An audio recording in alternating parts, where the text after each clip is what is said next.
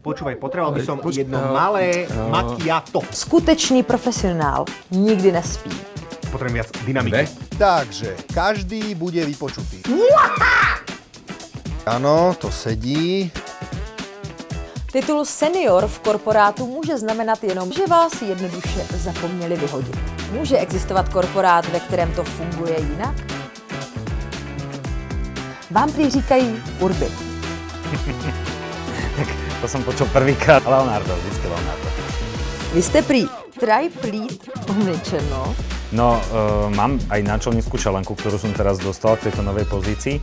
To je opravdu nějaká práce?